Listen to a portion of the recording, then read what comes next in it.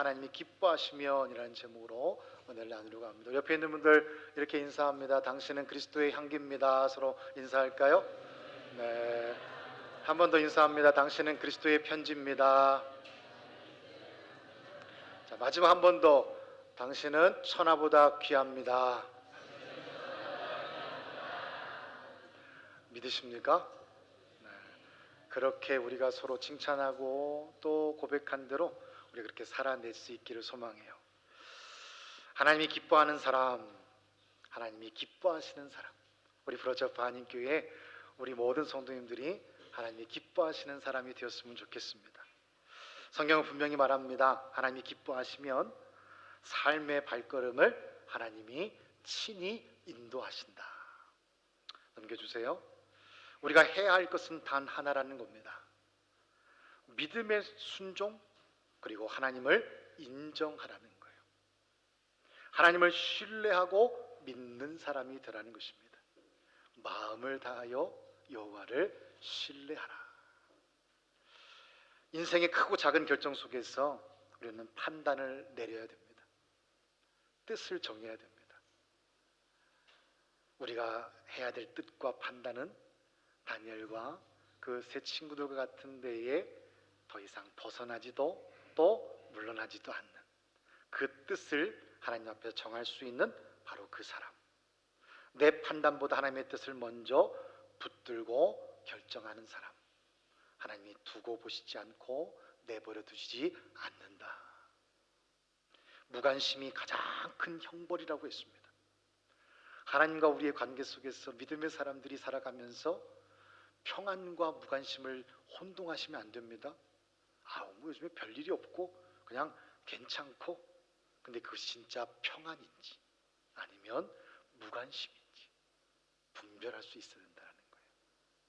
왜냐하면 이 세상을 살아가는 것이 내 판단과 내게 있는 물질과 내게 있는 지식과 내게 있는 인맥과 내게 있는 힘을 통해서도 어느 순간까지 버텨낼 수 있기 때문입니다. 잘 사는 것처럼 보일 수 있습니다. 그래서 정말 평안과 무관심이 그게 진짜 무엇인지를 분별할 수 있어야 된다는 거지요. 내 판단보다 하나님의 뜻을 먼저 붙드는 사람은 하나님이 결코 무관심하지 않고 앞서가셔서 다니엘에게 은총을 부어주셨던 것처럼 인도하신다. 하나님의 뜻과 섭리 안에서 하나님을 신뢰하는 자를 하나님은 기뻐하신다는 거예요. 우리는 마음을 다하여 여호와를 신뢰해야만 하는 것, 이것이 우리를 부르시고 우리를 인도하신, 그리고 우리에게 명하신 뜻에 순종하는 길이다. 우리가 흔히 넘어지는 이유는 내 명철과 내 생각과 내 경험을 먼저 앞세우기 때문이라는 거예요. 근데 이게 참 쉽지 않죠. 왜? 넓은 길이잖아요. 쉬운 길이고 당장에 잡을 수 있는 거잖아요.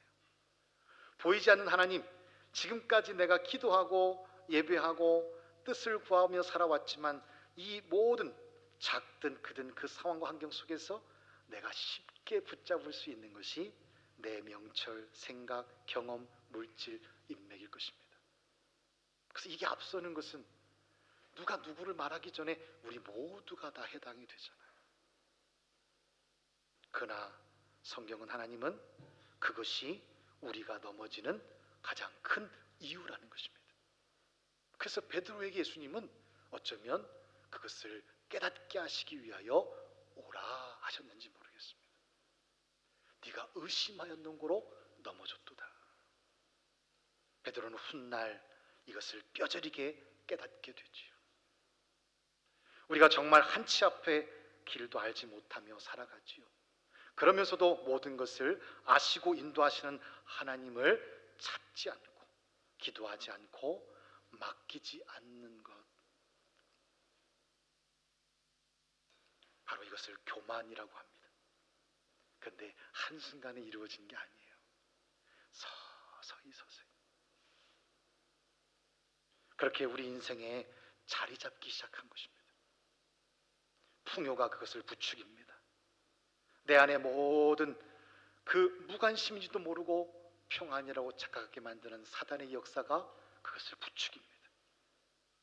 내 힘으로 할 수 있다라고 합니다. 신영주지, 너가 구원받았다며. 육신 다 썩어질 것인데 뭐 이렇게 산들 뭐가 어때? 이미 율법이 다 폐하해졌잖아. 성소회장이 갈라졌고 우리에게 자유해방이 왔잖아. 내 뜻대로 살아가는 것 못 어때? 적그리스도와 그리스도를 대적하는 그 세력과 사단의 역사가 우리를 이렇게 미혹합니다. 처음에는 거부합니다. 그럴 수 없다. 나는 믿음을 지킬 것이다. 여호수아처럼 나와 내 집은 오직 여호와 하나님만을. 그런데 우사리가 밀려옵니다. 오늘 기도 정말 은혜롭게 잘하셨어요. 우리가 기도에는 중보 기도가 있고 선포의 기도가 있고 나의 개인의 나라 민족과 모든 기도가 있습니다. 대적 기도가 있습니다. 대표의 기도는 뭐예요?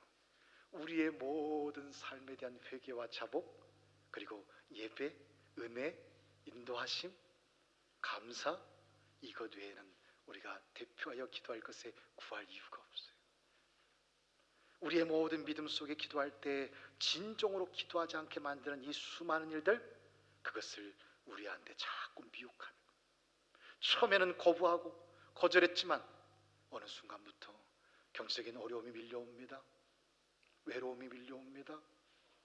우수사리가 밀려옵니다. 타협하지 않고는 배길 수 없는 지경에까지 내몰립니다. 그 광야 한복판에서 홀로 서 있는 외로움을 견뎌내기 힘이 듭니다. 하나님은 기다리라, 믿고 기다리라 말씀하지만 우리가 견딜 힘이 없어요. 그래서 손을 잡게 되죠. 세상의 손을 잡고 물질, 내 판단, 이 모든 세상의 것들을 쉽게 잡고 타협해버리고 맙니다. 그 속에서 교만은 우리에게 서서히 떨어져 나가기를 원하지만 쉽게 떨어지지 않는 그 상황 가운데 붙어 있게 되고, 우리는 작은 은혜와 잠깐의 그 은혜를 통하여서 다 이겼다라고 착각하지만 그렇지 않고 또 넘어지게 되는 것을 보게 돼요. 그래서 성경은 말합니다. 항상 기뻐하라, 쉬지 말고 기도하라, 범사에 감사하라, 성령을 소멸하지 말며 예언을 멸시하지 말고 악은 어떤 모양이라도 버리라. 너희가 흠없게 보존되기를 원하노라. 성경은 분명하게 말씀하는 거예요. 우리를 너무나 잘 아신 하나님, 성령님은 그래서 우리를 날마다 깨우시고 인도하시고 우리를 새롭게 하시기 위해 우리를 부르시는 거죠. 우리의 인생 가운데서 우리가 끝까지 믿음을 지키고 교만이 아니라 어떻게 우리 인생에 하나님의 영에 붙잡힌 삶으로 우리가 나아갈 수 있겠는가? 개인의 삶에서 믿음이란 앞이 보이지 않을 때도 하나님이 나보다 더 나를 잘 아신다라는 고백이다라는 것입니다. 믿음이 없이는 하나님을 기쁘시게 하지 못한다라고 했어요. 우리가 하나님을 온전히 신뢰하고 마음을 다하여 신뢰하면 하나님 우리를 어떻게 인도하시는가? 넘겨주세요. 우리 같이 한번 읽습니다. 시작. 믿음의 사람은 계산보다 말씀을 먼저 붙든다. 환경보다 약속을 바라보고 날마다 감사합니다. 하나님을 믿음으로 기뻐합니다. 하나님이 기뻐하시는 사람은, 믿음의 사람은 계산보다 말씀을 먼저 붙든다는 거예요. 참 쉽지 않죠. 지금 너무 힘든데, 너무 어려운데, 한 치 앞도 알 수가 없고, 정말 아까 우리 기도했던 것처럼 물질의 어려움, 건강의 어려움, 무너짐이 계속되는데 내가 이렇게 기다려야만 되는가? 보이지 않는 하나님 앞에 기도는 하고 있지만 지금 내가 이러고 있는 게 맞는가? 의심이 들기도 하고 힘이 들기도 하고 계산이 앞서기 시작하지요. 약속 압니다. 언약 압니다. 그러나 그것만 바라보고 있다고.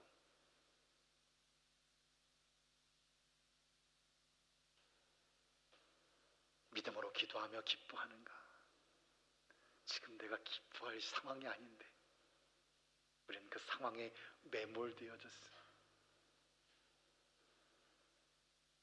하나님이 기뻐하시는 사람은 어떤 형편과 상황이 우리가 왜 처한다 할지라도 환경이 아니라 상황이 아니라 내 형편이 아니라 그것을 다 아시는 하나님을 신뢰할 때만 기뻐할 수 있고 말씀을 붙들 수 있고 감사할 수 있다. 그래서 우리가 항상 성령이 소멸된 것을 우리가 알면서도 교만 속에 세상 속에 기도하지 않고 구하지 않는 삶으로 나아간다면 우리들의 삶은 결코 승리의 길로 하나님이 인도해 주시는 부흥과 회복의 길로 나아갈 수 없습니다. 하나님은 차별하셔서 누군가에게만 부어주시는 은혜가 아니라 모든 만민에게 부어주신다. 그것을 깨어서 내가 믿음으로 받는 자와 그렇지 못하는 자가 있을 뿐이라는 거예요. 하나님이 기뻐하시는 우리의 삶은 정말 엄청난 회복과 상상할 수 없는 길의 은혜까지도 임하게 됩니다. 여러분, 에녹과 엘리야 그러면 어떤 생각이 드세요? 에녹 들어보셨죠?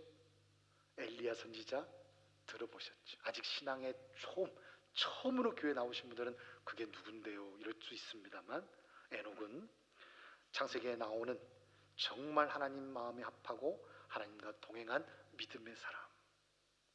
그리고 엘리야는 위대한 선지자였죠.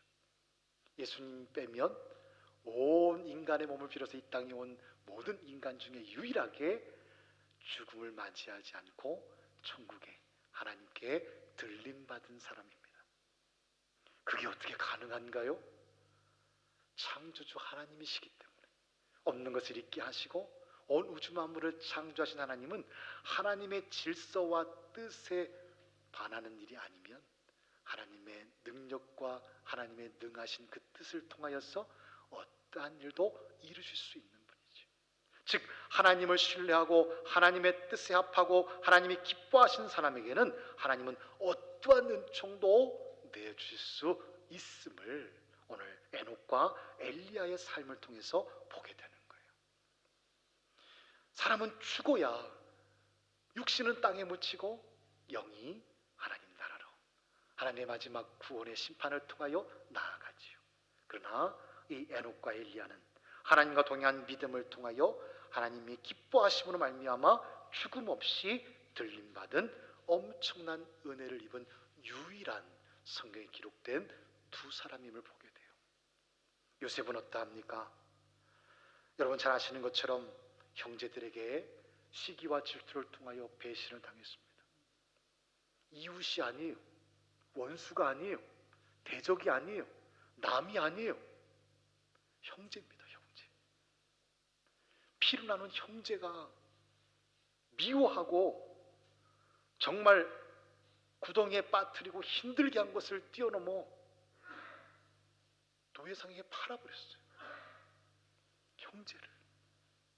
이 배신을, 이 억울함을 어떻게 아마 드라마 영화를 통해서 우리가 생각한다면 그런 내용을 생각한다면 이를 갈며 내가 악착같이 살아내서 내가 성공해서 반드시 내 이 원수를 다 갚아줄 거다 아마 이렇게 갈지 모르겠어요.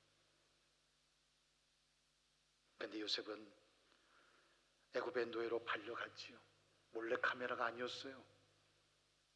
좀 놀래주려고 했던 게 아니었어요.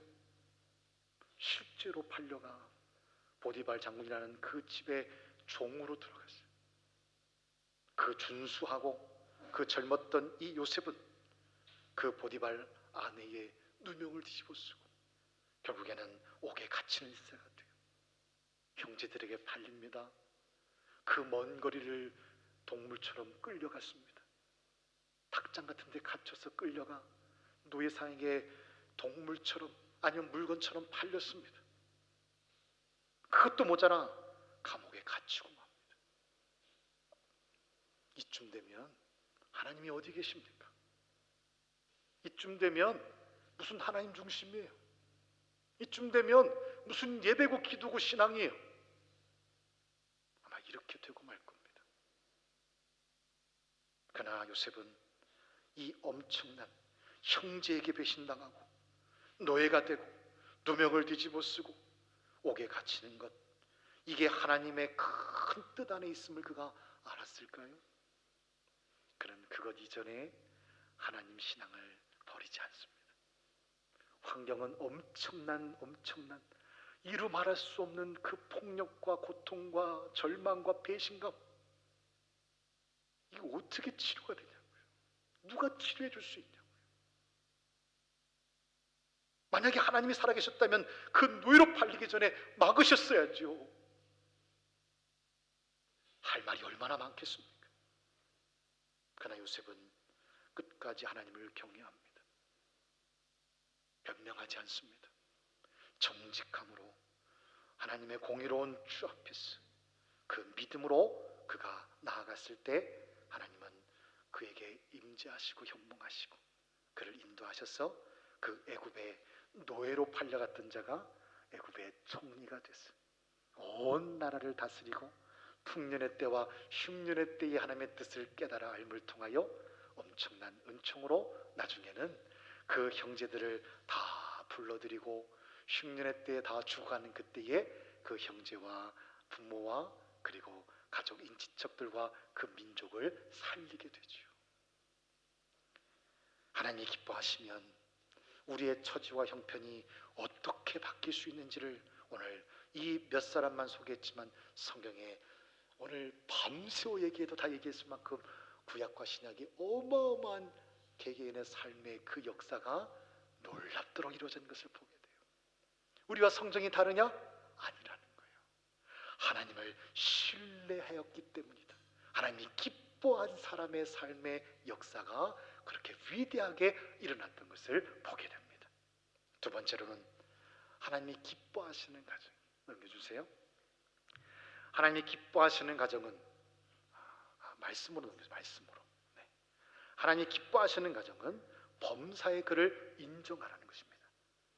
범사란 예배나 기도를 통한 하나님 중심이 확장되어져서 가정의 대화 그리고 결정, 경제, 심지어 갈등까지도 치약을 중간에서 짜든 뒤에서 짜든 양말을 뒤집어서 벗든 편히 벗든 설거지를 깨끗이 하든 좀 못하든 이게 분열과 갈등과 싸움이 아니라 서로가 조금 더 양보하고 더 열심을 내고 도와주고 이 갈등까지도 맞지 않는 그 모습까지도 모든 영역에 하나님을 모셔드리라는 말씀입니다. 범사의 그를 인정하라. 특별히 가정 안에서는 하나님이 기뻐하시는 가정 안에서는 그 모든 것이 가정 안에서의 우리 모두에게서 인정되어질 때 어떻게 되냐? 넘겨주세요. 같이 한번 읽습니다. 시작. 부부가 하나님을 인정하면 상처 대신 믿음이 흐르고 부모가 하나님을 인정하면 통제 대신 사랑이 흐르고 자녀가 하나님을 인정하면 방황 대신 소망이 흐릅니다. 가정에서 하나님을 인정할 때 가정의 주인이 내가 아니라 주님이 됨을 말하는 거예요. 그러나 이렇게 되기 위해서는 부부가, 부모가, 자녀가,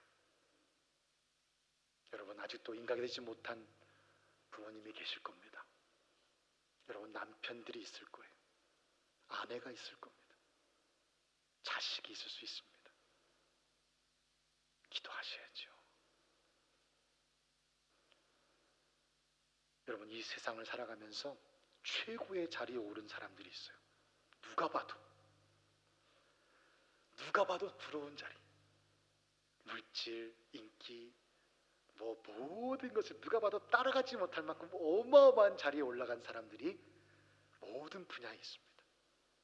근데 그런 사람들의 특징이 뭔지 아세요? 아주 지독할 정도로 안주하는 것을 원치 않는다라는 거예요.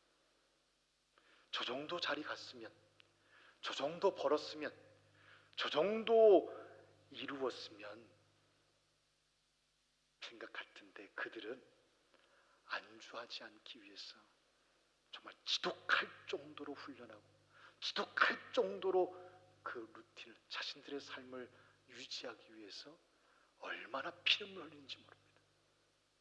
그것이 한번 이루어지지 않았을 때 눈물을 흘리는데 막 부모님 돌아가신 것보다 더 슬픈 눈물을 흘린 만큼 그것을 견디지 못할 정도로 울며 그것을 이루어가기 위해 열심을 다하는 것을 보게 돼요. 야, 저게 도대체 무슨 마음일까?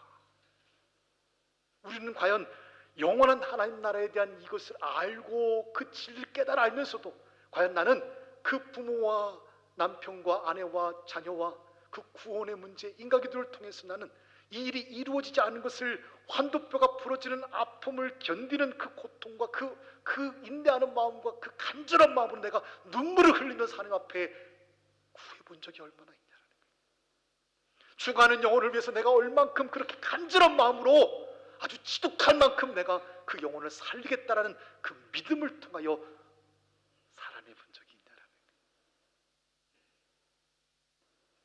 그 세상의 모든 것을 다 가졌다 여겨지는 자들이 안주하지 않기 위해서 목숨을 다하고 뜻을 다하고 힘을 다하여 그 안주하지 않기 위한 그 모든 열정을 그것이 흐트러지면 눈물을 흘린 만큼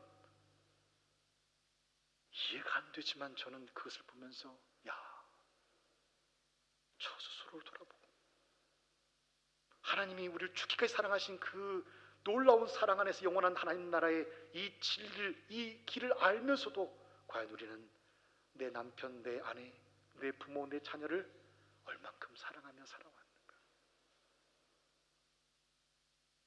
내가 대신하여 그들의 천국에 나아가는 길을 행할 수 없잖아요. 나를 부인하고 내 십자가를 짊어지고 내가 나의 구주요 나의 하나님이심을 고백하고 세례와 믿음으로 온전히 하나님 앞에 구원의 길에 이룰 수 있는가? 우리가 할 수 있는 것은 중보하는 것이고 복음을 전하는 것이고 기도하는 것이고 본을 보이는 것이고 정말 눈물을 흘린 만큼 간절함으로 그렇게 살아가고 있느냐? 가정의 주인이 내가 아니라 주님이 되게 하는 것. 그때 하나님은 그 가정을 올바른 길로, 진리의 길로, 구원의 길로 믿음과 사랑과 소망이 넘치는 믿음의 가정으로 세우신다라는 거예요. 여러분 노아 기억하시죠? 하나님이 의인이라 칭하셨습니다. 하나님과 동행하고 하나님을 경외하는 삶을 살았고 성경은 그를 의인이라, 얼마나 믿음 안에서 신실했으면 그를 의인이라 칭합니다. 하나님은 죄와 타락으로 가득한 세상에서 하나님께서 물로 심판하실 것을 아무도 몰랐던 때입니다. 그때 노아를 부르시지요. 그러나 참 힘든 여정이었습니다. 노아를 불러서 명하신 것이 뭐예요? 방주를 지으라. 치수까지 다 알려주셨습니다. 이렇게 해서 다 지어라. 그냥 아무도 없이 나 혼자 어디 바닷가에서 배를 짓는 것 당연한 것 아니겠어요? 지을 수 있죠. 내 직업이면 더 쉽죠. 그런데 지금 이 상황이 꼭 사막에 항구를 지으라는 것처럼 너무나 힘든 명령이었습니다. 말이 안 되는 명령처럼 느껴져요. 노아는 그 일로 인해 세상의 조롱거리가 됐습니다. 이웃들이 지나다니면서 비웃습니다. 도대체 정신이 나갔구나, 미쳤구나. 얼마나 많은 비웃음과 조롱과 수군거림이 있었겠어요. 견딜 수 있겠습니까? 일도 쉽지 않은데 이게 120년이든 아니면 그 성경의 이 해석에 따라서 70년, 80년이든 아니면 수년이든 그 일을 행하는 것도 쉽지 않은데 주변의 눈빛과 시선과 말과 비웃음과 수군거림 견딜 수 있겠냐라는 거예요.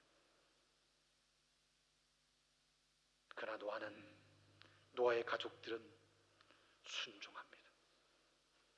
하나님을 온전히 믿고 신뢰하였기 때문이고 그 어떤 소리와 어떤 상황 가운데서도 하나님을 신뢰한 그 믿음은 순종을 통하여서 때가 이를 때까지 그 모든 것에 귀 기울이지 않고 하나님이 기뻐하심에 대한 부분을 찬송과 영광과 예배와 순종으로 그 시간을 묵묵히 견디며 순종하여 방주를 만들어내지요.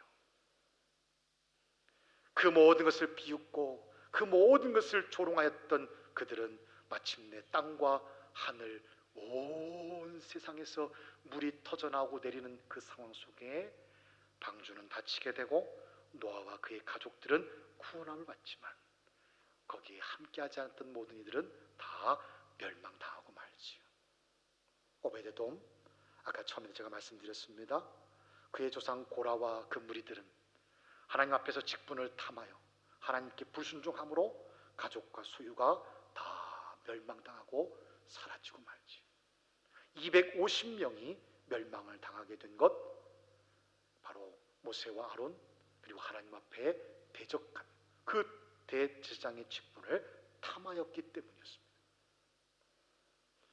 그것과는 달리 이 오베데돔은 다윗이 이제 성전에 그 법궤를 모시고자 하는 이 일이 시작될 때에 하나님의 뜻을 미처 구하지 못했어요.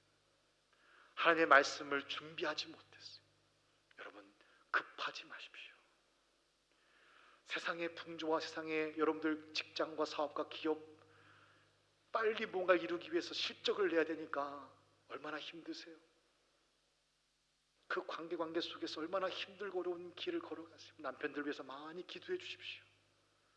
헤쳐나가는 그 걸음이 정말 누구한테 하소연하고 말하겠어요. 힘들고 어려운 그 모든 상황들, 이 모든 형편과 상황들 속에서 그래도 명령에 준하여서 이 오베데돔 이전에 이 다윗이 그 법궤를 모시고자 하는 이 상황에 직면했을 때 그만 하나님의 뜻과 섭리를 찾지 못하고 그들 나름대로 한다는 것이 뭐였느냐? 황소 그 달구지에다가 그 법궤를 싣고 옮기는 것이었어요. 하나님의 성막에서부터 하나님의 임재를 상징하는 이 법궤는 동물이나 다른 것으로 행할 수 없습니다. 사람이, 구별된 사람이 매야면 되는 거예요. 그게 하나님의 뜻이고 법이고 율법이고 규례입니다. 조금만 찾고 기도하고 구하고 기다렸으면 다윗도 이런 실수를 하지 않았을 거예요. 마음이 급했어요. 그러면 되겠지라고 생각했어요. 그러다가 그 소들이 옮기다가 그들이 요동함을 통해서 법궤가 떨어지려고 했을 때 그것이 떨어지는 것을 방관하는 것 또한 가능한 일이 아니지요. 그걸 옮기는 우사가 그만 떨어지고 가는 법궤를 이렇게 짚으려고 하다가 죽음을 맞이하고 말지요. 억울하다 할 수 있습니다. 그러면 놔둡니까? 하나님 이게 뭡니까? 라고 따질 수도 있습니다.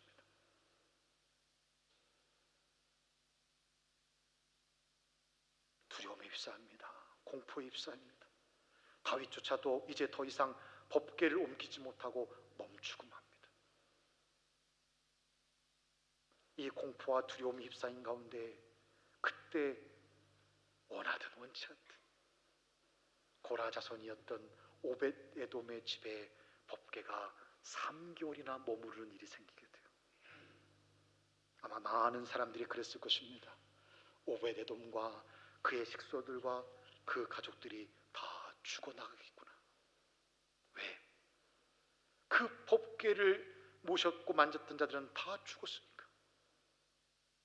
근데 이게 웬일입니까? 3개월의 그 머무는 시간 동안에 사무엘하 6장 12절을 보면 오벳에돔과 그의 온 집에, 이 유비를 성경과 다른 성경을 찾아보면 그 여러분들 우리를 말하자면 내 남편, 부인, 자녀가 있는 가정이 아니라 온 집안, 그러니까 그 오벳에돔과 연관된 모든 집안 전체에 복을 주셨다는 거예요. 이상하지 않습니까? 3개월 전만 해도 지금 그 법궤를 소달구지에 옮기는 그 일 가운데 조금 움직여져서 떨어지려고 할 때 그것을 이렇게 만졌다가 죽음을 당하고 그 법궤를 옮기는 가운데 죽음을 당하는 일이 막 이루어져 두려움과 이 공포 속에 있었는데 다윗도 어찌하지 못했는데 오베데돔의 집에 3개월 동안 있는데 오베데돔이 죽거나 그의 가족들이 죽거나 멸망당한 것이 아니라 복을 받았다. 다윗조차도 놀랍니다. 이게 무슨 일인가? 왜 그랬습니까? 하나님이 기뻐하셨기 때문이래요. 왜 기뻐하셨을까? 뭐가 달랐을까? 아까 얘기했지요. 그 법궤는, 규례와 율례는 레위인들, 대제사장들, 그리고 찬양대, 구별된 이 사람들에 의해서 하나님께서 구별하시고 그 기업을 주시지 않았던, 오직 하나님의 전에서 하나님의 예배와 하나님의 그 모든 일들을 이루어가는 그 레위인들 속에서 구별되고, 대제사장들과 그 찬양대를 성결하게 하사 그 성결케 한 찬양대를 앞세워서 그 법궤를 옮겨야만 됐던 거예요.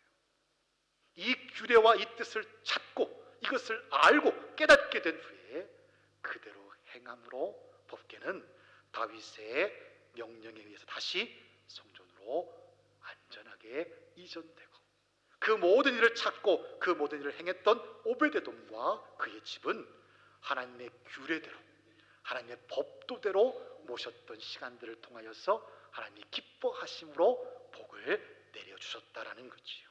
그래서 그의 온 가족과 집안 안에 하나님의 축복이 내려졌던 것입니다. 우리가 살아가는 모든 삶, 우리가 살아가는 가정, 부부가, 부모가, 자녀가 그 안에서 하나님을 범사에 인정하는 것, 바로 믿음으로 서게 될 때에 하나님은 정말 이 오베데돔처럼, 그리고 노아의 가족처럼, 그리고 더 많은 가족들의 축복이 있지요. 이런 놀라운 역사로 인도하신다는 거예요. 세 번째, 하나님이 기뻐하시는 교회는 어떠합니까? 순종의 공동체의 회복과 부흥을 허락하십니다. 넘겨주세요. 교회는 프로그램과 시스템으로 부흥하는 것이 아닙니다. 여러분, 부흥기를 우리가 거치면서 여러분 지금 이런 밴드, 여기 뭐 드럼, 찬양단, 아마 온누리교회 여러분 아마 이거는 뭐 다 누구나 아실 거예요. 지금 80년대생들, 여기 계신 80년대생들, 그분들이 청년 때, 청소년 때, 젊을 때 우리나라에도 격동기가 교회 안에도 이런 찬양이라든지 여러 가지 많은 시스템과 프로그램들이 이제 필요하다라는 요구가 있었어요. 그 이전까지는 엄청난 부흥을 이뤘을 때 오직 말씀, 기도. 그래서 정말 막 저 산에 올라가서 막 기도하고 하루 종일 말씀 듣고 막 말씀을 읽고 듣고 기도하고 막 이 놀라운 역사 가운데서 부흥기에 교회가 막 세워지고 교회 곳곳마다 막 부흥 역사들이 일어났습니다. 그런데 이제 이 모든 현대사를 거쳐오면서 교회 안에 점점 요구사항이 뭐냐? 프로그램, 시스템.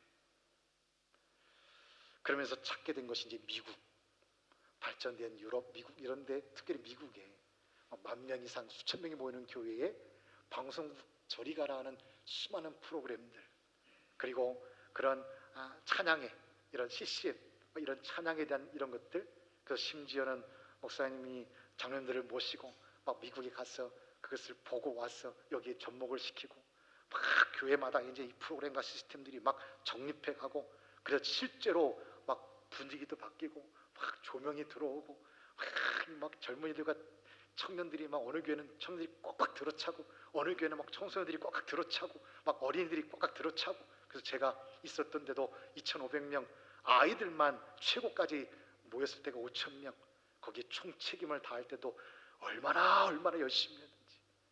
매주마다 탐방 오는 교회들이 전국에서 오고 가르치고. 근데 이것이 계속 잘 될까? 잘 되었으면 얼마나 좋았겠어. 그 프로그램과 시스템은 하나의 도구일 뿐이었습니다. 도움을 받았지요. 실제 그때의 그 찬양의 은혜를 통해서 막, 근데 그 온누리교회와 그 목사님들이 나중에 회개했던 게 뭐냐면, 그게 너무 집중하다 보니까 그들이 전 세계 전국에 흩어져서 이제 교회의 기둥이 되고 그 역할을 감당할 때가 됐는데 적응을 못하는 거예요. 믿음의 전반적인 것을 가르치지 못했기 때문입니다. 기도와 말씀, 성령의 인도하심이 없는 그 속에서의 그들에게 주어진 프로그램과 그 프로페셔널한 그 모든 것들이 결코 그들을 지켜주지 못했던 거예요. 제가 강연 오는 수많은 교회들, 나중에 서울에 있을 때는 저 많은 교회에서 강연 요청해서 가서 꼭 드렸던 말씀이 있어요. 이 교회가 2,500명, 5,000명까지 아이들이 부흥됐고 교사가 1,000명이 넘어요. 정말 가서 보면은 와 라는 말이 나오죠. 우리도 돌아가서 이렇게 합시다. 절대 하지 마십시오. 절대 해서는 안 됩니다. 제가 수도 없이 말리고 얘기를 했어요. 근데 많은 분들이 와서 한번 보면 그걸 보고 가서 교회 목사님들, 장로님들 괴롭힙니다. 우리도 해야죠. 우리도 이렇게 해야죠. 할 수 있죠. 제가 제발 괴롭히지 마세요. 그리고 준비하십시오. 여러분들의 교회에 주시는 은혜와 여러분들 교회에 맞는 옷을 준비해 가십시오라고 요청을 해요. 그 교회에서 행한 그 일들, 저 미국에서 했던 그 일들, 그 모든 부흥과 그 모든 프로그램, 그 시스템, 그것이 되어지기까지 얼마나 많은 기도와 시행착오와 눈물과 그 모든 것들이 있는 것은 다 간과하기 때문에 어떤 교회가 교회학교 중심 교회입니다. 모든 재정과 모든 우선순위가 교회학교에 집중되어 있어요. 아무나 할 수 있는 게 아닙니다. 그런데 그것을 보고 갔다고 해보자고 갈등과 분열만 생기지요. 교회는 프로그램과 시스템은 도구일 뿐인 거예요. 우리가 초대교회를 바라봐도 그렇고 부흥기의 60년대 70년대 그 아무것도 없고 가난하고 힘든 그 시기의 교회가 어떻게 그렇게 부흥이 이루어지고 사람들은 저 그리스도인들의 말이라면 믿겠다라고 할 만큼 그렇게 신뢰를 주었는가? 하나님 중심 없이 진행될 때 오히려 분열과 갈등의 도구로 변질되는 것을 미처 몰랐던 거예요.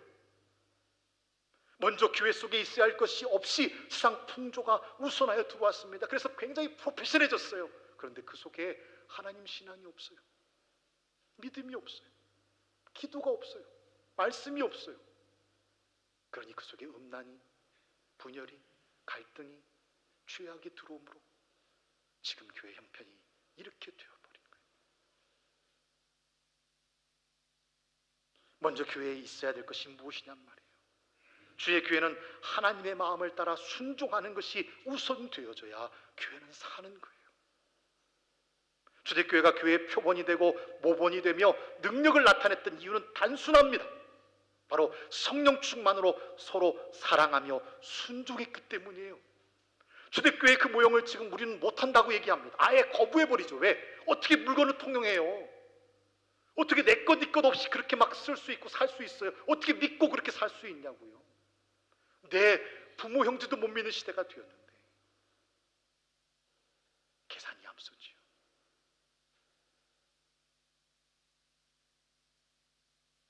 그러나 초대교회가 그렇게 될 수 있었던 이유는 성령 충만함 속에 붙잡힌 그들이 너나 할 것 없이 서로 사랑하며 순종했기 때문에, 이것이 바탕이 됐기 때문에. 넘겨주세요. 같이 한번 읽습니다. 시작. 말씀에 순종하는 교회, 서로 사랑하기로 순종하는 교회, 기도하기로 순종하는 교회. 순종했다라는 거예요. 복종이 아닙니다. 힘에 의해서, 체면에 의해서, 아니면 어쩔 수 없어서 내가 이러한 직분을 가졌으니까, 아니요. 그래서 기도해야 됩니다. 그래서 붙잡혀야 됩니다. 그래서 우리 속에 말씀이 있어야 되는 거예요. 그럴 때 프로그램도, 그럴 때 시스템도 큰 힘을 발휘할 수 있게 되는 거예요. 먼저 우리가 구해야 될 것과 우리가 해야 될 것이 무엇인지를 아는 교회를 하나님은 사용하십니다. 그래서 하나님이 기뻐하시는 교회는 반드시 부흥의 길이 열려지게 되어 있는 거죠. 여호수아, 갈렙 12명의 정탐꾼, 12지파의 대표자들입니다. 신앙의 1등 가는 이들을 대표해서 뽑아서 보냈던 거예요. 그러나 그 중에 10명은 하나님의 약속을 믿지 않았던 것입니다. 똑같은 것을 보았음에도 그들은 돌아와 우리는 저들 앞에 메뚜기 같다. 여호수아, 갈렙이 아닙니다. 하나님이 기뻐하시면, 그랬더니 돌을 집어던져 그 10명이 애워싸 이 둘을 해하려고 하죠. 모세를 핍박합니다. 겁박합니다. 새로운 지도자를 세워서 애굽으로 돌아가자 하나님을 대적하지요. 그 결과 여호수아 갈렙 이외에 그 1세대는 모두 가데스 바네아에서 사막에서 40년 동안 죽음을 맞고 여호수아와 갈렙과 그 다음 세대가 약속의 땅에 들어가게 되지요. 여호수아는 모세를 연 지도자로, 갈렙은 헤브론 땅을 기업으로 받게 되는 그 축복을 얻게 된 것을 우리는 너무나 잘 압니다. 교회는, 성도는, 그리스도인은 세상의 풍조대로 하는 게 아니에요. 다수가 법이 아닙니다. 하나님 중심입니다. 그래서 사랑하라는 거예요. 그래서 기도하라는 거예요. 성령 충만하라는 것입니다.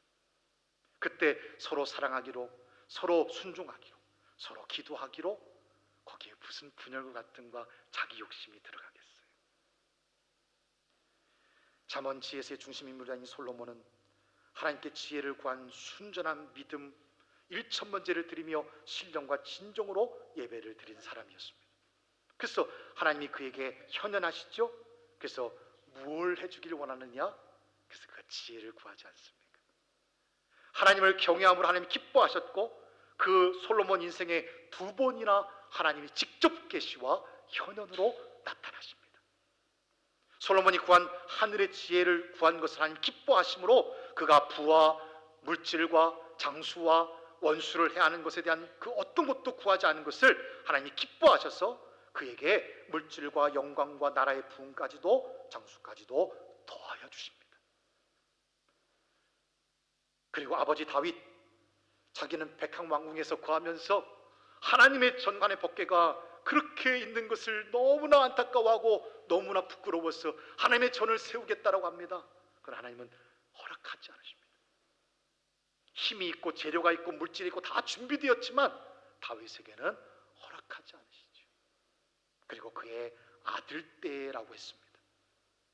하나님의 마음에 합하고 하나님이 기뻐하신 솔로몬은 그 예언과 약속대로 솔로몬 때에 성전을 건축하고 봉헌하여 하나님께 영광을 올리죠.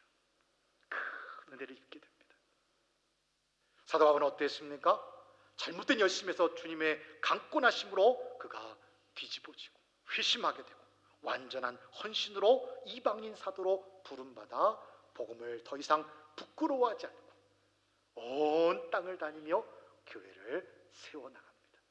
마지막 로마의 그 순교까지 그가 달려갈 길을 다 마쳤을 때 의의 면류관이 예비된 것을 보게 되지요. 세례요한은 어떠합니까?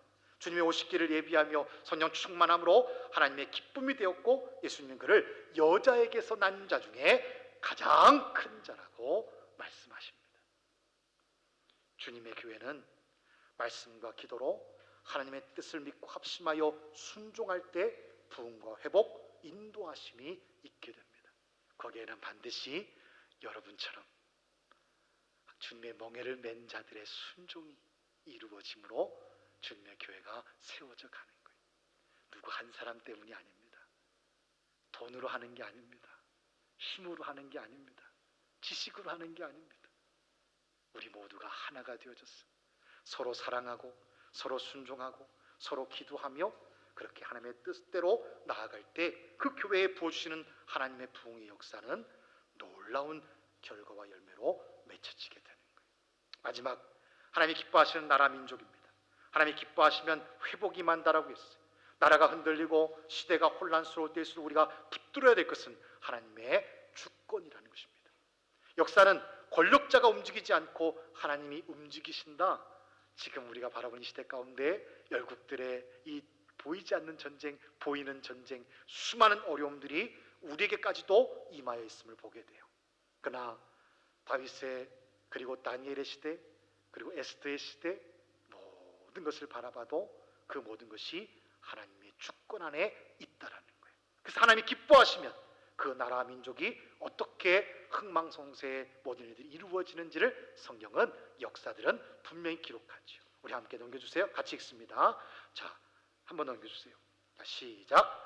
불의한 시대에 의인 믿음 순종을 세우시고 혼란 속에서도 길을 내시며 민족 전체를 향해 새로운 방향을 제시하십니다. 우리나라를 위해 기도해야 될 이유가 여기 있습니다. 이 땅을 위해서 기도할 이유가 분명히 있습니다. 하나님이 기뻐하시면 이 땅의 길도 우리 대한민국의 복음 통일도 그리고 하나가 됨도 그리고 마지막 이 시대에 복음 선교의 사명을 감당하는 모든 일들도 반드시 열려지기 때문이라는 거지요. 다니엘과 제 친구들 에스더의 삶, 죽으면 죽으리이다. 그리고 뜻을 통해 살았던 모든 삶은 결국에는 자신뿐만 아니라 민족을 살리는 놀라운 역사의 일이 이루어지게 됐지요. 이제 말씀 마칩니다. 하나님이 기뻐하시면 길이 어떻게 열려지느냐? 방법과 때의 차이만 있을 뿐입니다. 어떻게 죽지 않고 들림을 받아요? 어떻게 풍불과 사자굴 속에 살 수가 있습니까? 이 모든 일들이 하나님 안에서 이루어지는 것. 오늘날 우리가 생각하는 이 시대 가운데서도 불가능한 일이라고 생각하는 것들이 어떻게 이루어지냔 말이에요. 생각지 못했던 일들이 어떻게 그렇게 1.1도 틀림없이 그 시간 가운데 역사가 되냔 말이에요. 하나님은 살아계셔서 우리의 모든 길을 여시기 때문이에요. 방법과 때의 차이만 있을 뿐 하나님이 기뻐하시면 어떠한 불가능한 일도 없다라는 것이죠. 다니엘과 그 친구들 그리고 이 에스더 그리고 수많은 성경 인물들 남의 일이 아니라 우리와 성정이 다른 삶이 아니라 우리도 예수 그리스도의 십자가 그 구속의 사랑 죽으심과 부활하심을 통하여 가장 큰 축복이며 천국의 소망을 주신 한없는 크고 위대하신 하나님의 은혜를 우리가 거머쥐고 가는 사람들이에요. 우리는 그런 하나님을 경외하며 찬송하며 영광 올리며 복음을 위해 순종하며 나아가야 되는 것입니다. 넘겨주세요. 잠언 3장 6절은 그래서 약속하는 겁니다. 그리하면 내 길을 어떻게 하신다고요? 지도하시리라. 아멘입니까? 여러분들의 길을 여러분들의 가정과 일터와 사업과 기업과 우리들의 모든 삶을 우리 교회를 우리 나라 민족을 지도하신다라는 것입니다. 이 믿음과 순종으로 하나님을 인정하는 삶을 하나님이 기뻐하시면 개인의 삶의 가정의 중심에 교회의 사명에 나라의 미래에 하나님을 인정하면 하나님은 우리의 발걸음을 가장 선한 길로 인도하신다. 여러분의 길이 열릴 것, 가정이 회복될 것, 교회가 살아날 것, 이 나라가 회복되는 것 하나님이 기뻐하시면 모든 길이 열려진다라는 것 여러분 믿으시고 그 믿음을 선포하시며 나아가는 믿음의 세대가 되시기를 주님으로 축복하고 축원합니다. 함께 기도하기 원합니다. 주의 이름 우리 이 시간 우리 플롯 우리 박연 집사님과 또 김서 집사님 우리 피아노까지 해서 함께 우리 연주를 들으시면서 귀한 예물 하나님께 올려드리겠습니다.